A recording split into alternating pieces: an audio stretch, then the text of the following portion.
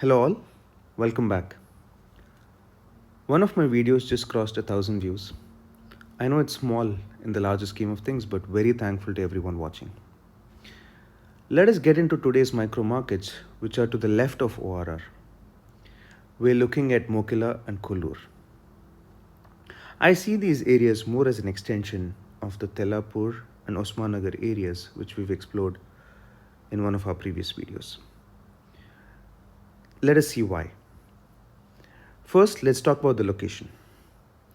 This area is situated between two major roads of the Western Corridor. We have the ORR on one side and then the Shankarpalli highway on the other side. And then we have RR7, which almost cuts this location into two equal halves. People like to call it the upper triangle and the lower triangle.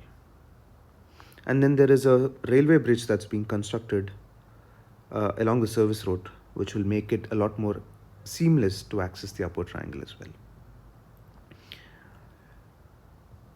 Now, one of the caveats that we see is that there are not a lot of internal roads that are established in this golden triangle.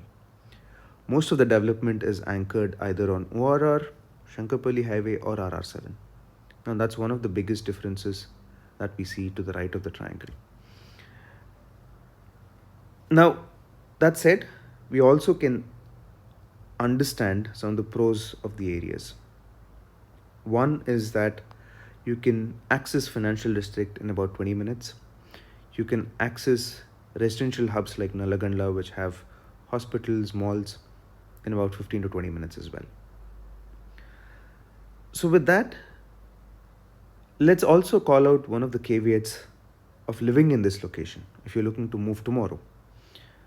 Like any emerging area, we don't have access to a lot of the daily needs like groceries, shopping cafes, hospitals. Although there is one Vijeta that's on this Shankarpalli highway road that's recently come up in Mokila, there's not a whole lot that you can bank on.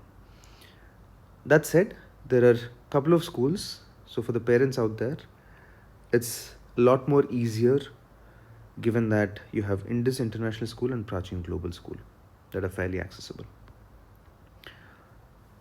Now, let's look at the second aspect of any location that we analyze, which is the kind of projects that we have. Now, if I were to zoom back, you can clearly see that the area over indexes towards villas. You see a lot of brown pins in this triangle. Now, there are three clusters that we see that are emerging in this part. One is along the northern part of the area, which is along the ORR.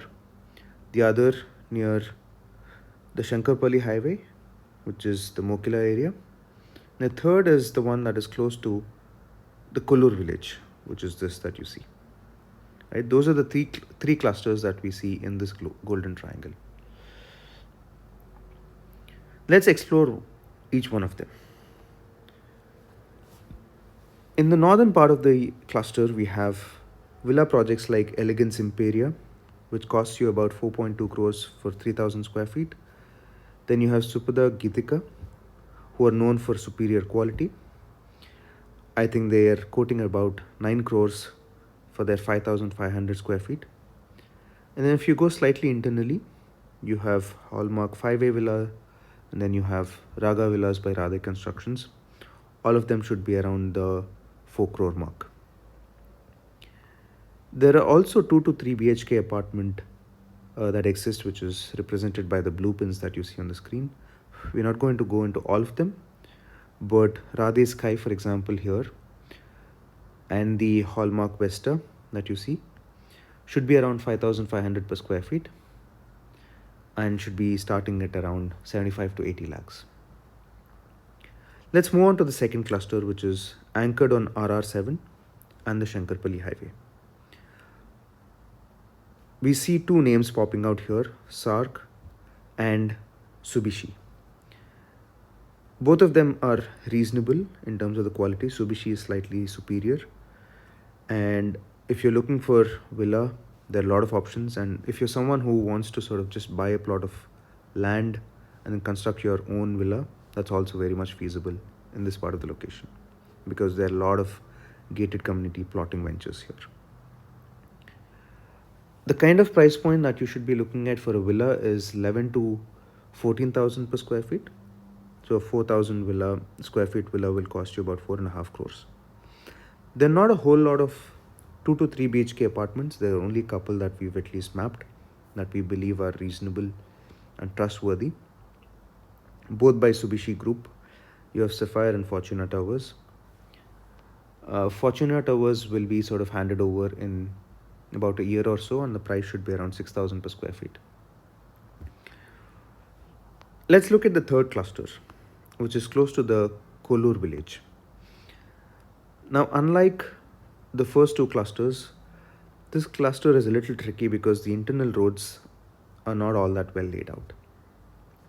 That said, it also means you can get some budget homes given the limited access that you see. We're looking at IRA M3 or IRA Aspiration, which should be close to 5,000 per square feet. And we've actually been to GHR Callisto personally, and I think they're quoting about 5,900. A good builder with good specs and reasonable quality. There are some premium villas also in this segment. The Promenade Villas, for example, is really nice and it costs about 5 crores, 5.5 crores, and worthy of looking if you just purely want to sort of explore villas in this particular cluster as well. So, to close off and quickly summarize, we've looked at the location, we've looked at the kind of projects, and this particular triangle is well suited for those looking for affordability, villa communities, and connectivity to financial district and residential areas like Telapur and Alagandla. At the same time, bear in mind that access to daily needs like groceries, hospitals, which are very important in today's day and age, will take a bit more time.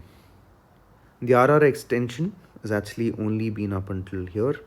It will take a bit more time to finish, and also the internal roads. Well, with that, I hope you found that useful. If you're considering, a location in this part of the triangle, do drop a comment below. Please share, subscribe if you found this useful, and thanks for watching.